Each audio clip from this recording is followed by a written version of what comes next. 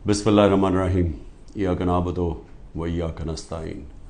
मेरे पाकिस्तानियों, आज IMF के डेलीगेशन से मैंने मीटिंग की और मेरी टीम ने, और इस मीटिंग का मकसद जिस तरह सबको अंदाज़ा होगा, वो मीटिंग का मकसद ये था कि IMF एक 9 महीने के लिए एक प्रोग्राम लेके आ रहा है जिसको स्टैंड बाय एग्रीमेंट कहते हैं। ये क्यों लेके आ रहा है? क्योंकि अगर ये IMF का अब कर्ज़ा जो $3 अरब का इनको नहीं मिलता, तो ये याद रखें कि पाकिस्तान, जो मैं आज से साल पहले कह रहा था, बल्कि 13 महीने पहले मैंने जब कहा, तो मेरे ऊपर इन्होंने कहा गद्दारी का केस करना चाहिए। सारा शोर मच गया कि इमरान खान मुल्क के अंदर एक वो फ़िज़ा बना रहा है जिससे मुल्क की मैशत को नुकसान होगा। मैं ये कह रहा था कि जिस तरह ये हुकूमत जा रही है, पाकिस्तान को डिफ़ॉल्ट का खदशा है। डिफ़ॉल्ट का पहले मतलब समझ ले क्या है। डिफ़ॉल्ट का मतलब ये है कि अगर इनकी अभी पिछले महीने 38% महंगाई थी, पाकिस्तान की तारीख की सबसे ज़्यादा है, तो अगर पाकिस्तान डिफ़ॉल्ट कर जाता है, यानी अपने कर्ज़े वापस नहीं कर सकता, तो ये इससे दुगनी हो जाएगी, ये 60% पे पहुंच जाएगी। बल्कि ये वो जिसको कहते हैं हाइपर इन्फ्लेशन, कि वो आएगी महंगाई पाकिस्तान में कि लोग, यानी एक डबल रोटी लेने के लिए नोटों की थदियाँ ले जानी पड़ेंगी, यानी जिसको हाइपर इन्फ्लेशन कहते हैं।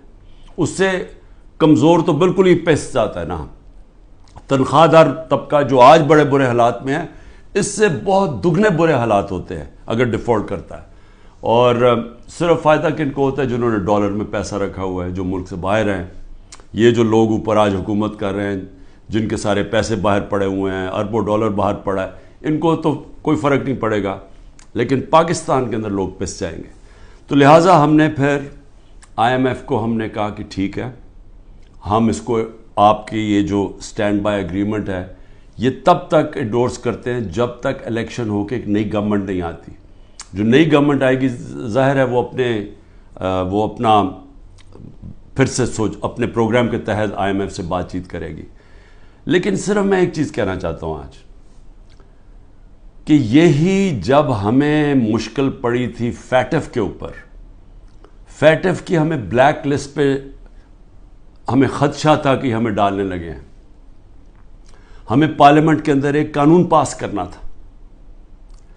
तो जब हमने ऑपोजिशन को कानून पास करने का कहा, क्योंकि अगर ब्लैक लिस्ट पे आ जाए तो वो भी पाकिस्तान में सैंक्शंस लग जाती हैं, वो फिर वही हालात बनने शुरू हो जाते हैं जो कि एक डिफ़ॉल्ट से होते हैं, यानी फाइनेंसिंग ख़त्म हो जाती है बाहर से, उस चीज़ें महंगी हो जाती है, महंगाई होती है, गुर्बत बढ़ जाती है।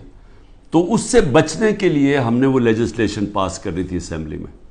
तो जब हमने ये PDM के लोगों को कहा कि ये हमारी मदद करें ये लेजिस्लेशन पास करने में, तो इन्होंने आगे से कहा कि पहले हमें NRO दो, नैब के अंदर चेंजेस लेके आओ, जो हमारे ऊपर पहले इनके दौर के जो करप्शन के केसेस थे वो माफ़ करो, और अगर वो आप नहीं करेंगे तो हम आपके साथ नहीं देंगे। और हमने वो NRO नहीं दिया, इन्होंने साथ नहीं दिया। इसके बावजूद हमने फिर वो, अल्लाह का करम है कि हम वो लेजिस्लेशन पास कर गए, और आज जो FATF से निकले हैं वो बहुत बड़ी चीज़ थी, वो जो हमने कानून पास किया था। तो मैं सिर्फ ये कहना चाहता हूँ कि आपको सिर्फ फ़र्क पता चल जाना चाहिए कि ये वो लोग थे जो अपनी करप्शन के लिए हमें ब्लैकमेल कर रहे थे, करप्शन बचाने के लिए। आज ये हालात हैं जब हम इनकी मदद कर रहे हैं, क्योंकि हम IMF को क्यों चाहिए कि हमारी मदद क्यों चाहिए? उन्हें पता है कि आगे केयरटेकर गवर्नमेंट आ रही है, इलेक्शन जब आएंगे केयरटेकर गवर्नमेंट ये नहीं कर सकती, तो उनको चाहिए कि सारी पार्टीज का कंसेंसस चाहिए। हम सिर्फ मदद पाकिस्तान के लिए कर रहे हैं, जबकि 10,000 हमारे कारकुन जेलों में हैं। आज जो हमारी इकोनॉमिक टीम थी वो सारी अंडरग्राउंड है, उनको इकट्ठा किया, जूम के ऊपर लिया। मेरे ऊपर 180 केसेस बन चुके हैं। सारी सीनियर लीडरशिप की या अंदर है केसेस हैं, और जो बाहर निकलती हैं तो उनको कहते हैं कि जी पहले का पार्टी छोड़ोगे, नहीं तो हम आपको अंदर रखेंगे। जो हमारे लीडरशिप जेल में है उनके ऊपर इंतहा किस्म का پریشر ڈالا جا رہا ہے. جو بھی گلگت بلتستان کے اندر جو ڈرامہ کیا گیا ہے, آپ یہ سوچیں کہ جو ممبرز کے اوپر انہوں نے پریشر ڈالا, ہمارے پاس تو نمبر پورے تھے, پہلے پارلیمنٹ کے اندر گھسنے نہیں دیا, اب اس کے بعد ایک ایک ممبر کے اوپر پریشر ڈالا ہے, وہی کرنے جا رہے ہیں جو کہ انہوں نے آزاد کشمیر میں کیا تھا. تو ایک طرف تو یہ ہو رہا ہے, اور اس کے باوجود ہم آج کیونکہ ہمارے ملک کو نقصان نہ ہو, ہم نے یہ فیصلہ کیا ہے کہ ہم اس اسٹینڈ بائی ایگریمنٹ کو بیکنگ دیتے ہیں تب تک جب تک الیکشن نہیں ہوتی. اب اس میں دو اور چیزیں تھیں. میں نے آئی ایم ایف کے جو امریکہ سے جو ہیڈ تھے, ان سے جو میں بات کر رہا تھا, ان کو میں نے ایک چیز سمجھائی کہ میں نے کہا جب تک اس ملک میں پولیٹیکل سٹیبلٹی نہیں آتی, سیاسی استحکام نہیں آتا, تو یہ جس طرح یہ ملک چل رہا ہے, یہ اب تھوڑی دیر اگر آپ 3 ارب دے بھی دیں گے اور 3 ارب ڈالر کی دینے میں تھوڑے سے اور ڈالرز بھی 5-6 ارب ڈالر اور بھی آ جائیں گے, تو یہ تو کینسر کا علاج ڈسپلن سے ہو رہا ہے. جو کینسر ہے وہ پھیلتی جا رہی ہے, اور کینسر کیا ہے کہ ملک میں سیاسی استحکام ہی نہیں ہے. اور وہ کیوں نہیں ہے؟ کیونکہ یہ سب پارٹیز نے مل کے اور ساتھ اسٹیبلشمنٹ, کیونکہ تحریک انصاف اقتدار میں نہ آئے, الیکشن تب کروائیں گے جب یہ سمجھتے ہیں کہ پارٹی تحریک انصاف الیکشن نہیں لڑ سکے گی. جب ان کو اوپر اتنا دباؤ ڈالیں گے, اس کو اس طرح کرش کریں گے کہ جب وہ بالکل الیکشن نہیں لڑ سکے گی تب الیکشن کروائیں گے. میں آج اپنی قوم کے سامنے کہنا چاہتا ہوں کہ یہ جب سے رجیم چینج ہوا ہے, جب سے ہماری گورنمنٹ گرائی ہے, تب سے کوشش کر رہے ہیں پارٹی کو ختم کرنے کی. اور کوئی ان کو جو سب اوپر پاور میں بیٹھ کے تحریک انصاف کو ختم کرنے کی کوشش کر رہے ہیں, ان کو کوئی ملک کی فکر نہیں ہے. انہوں نے جو پاکستان کی معیشت سے کیا, میں آپ کو پھر کہتا ہوں دشمن بھی نہ کریں. میڈیا کنٹرول کر لیا ہے, ایک کنٹرول میڈیا ایک بات کرتا جا رہا ہے کہ جو ہو یہ تو پیچھے سے یہ تحریک انصاف کی وجہ سے ساری مشکلات آئی ہیں. پھر سے میں کہتا ہوں کہ ہر سال شائع ہوتا ہے economic survey of Pakistan.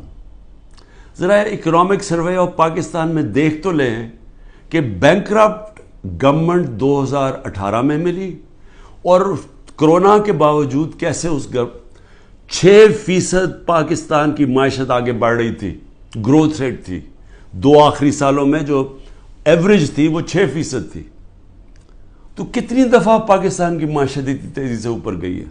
Industry بڑھ رہی تھی, دولت میں اضافہ تھا, پر کیپٹا انکم بن رہی تھی, ٹیکس بڑھ رہے تھے, ایکسپورٹس بڑھ رہی تھیں, ریمیٹنسز بڑھ رہی تھیں.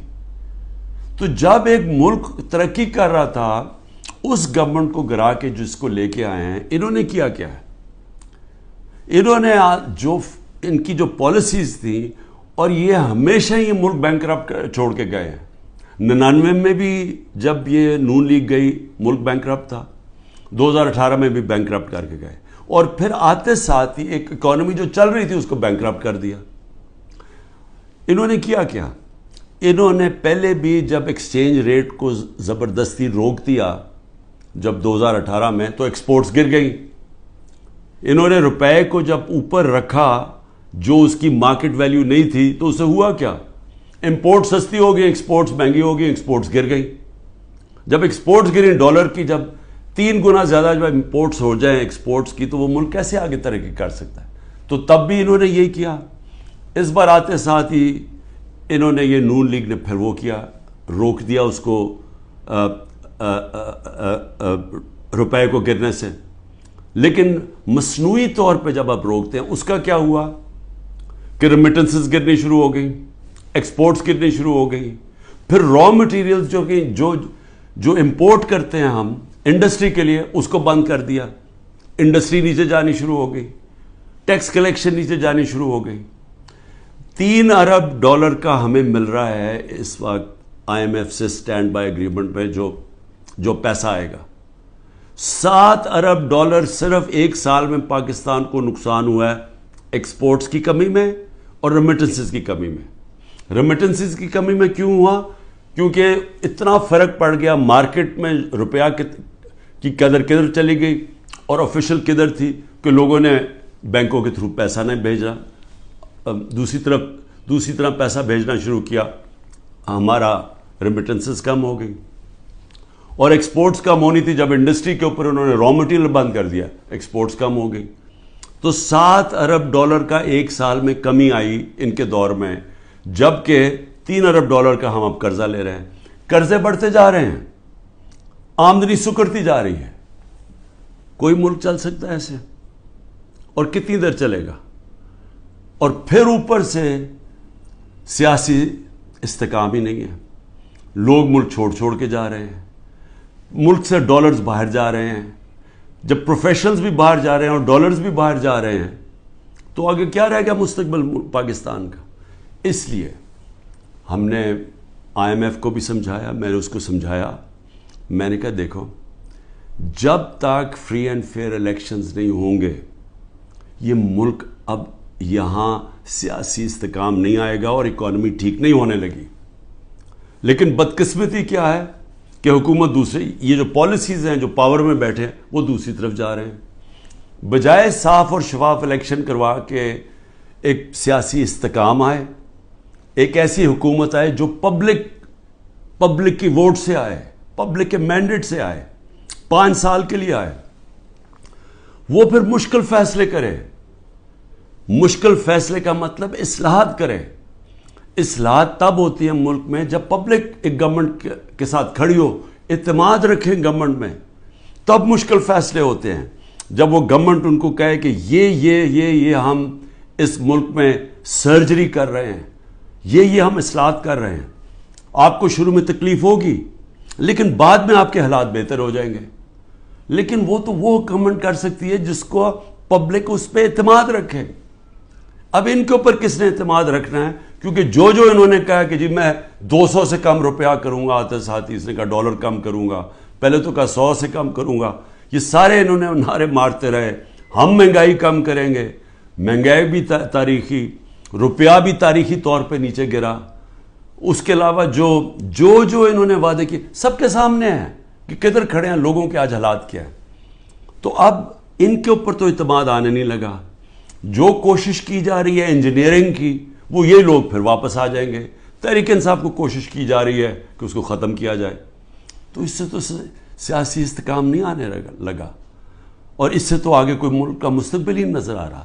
تو لہٰذا ہم نے ان کو یہ ضرور کہا کہ دیکھیں جو آئین کہتا ہے، آئین کے مطابق الیکشن کروائے جائیں. آئین جو فنڈامنٹل رائٹس، بنیادی حقوق کی حفاظت کرتا ہے، وہ اس کو امپلیمنٹ کیا جائے.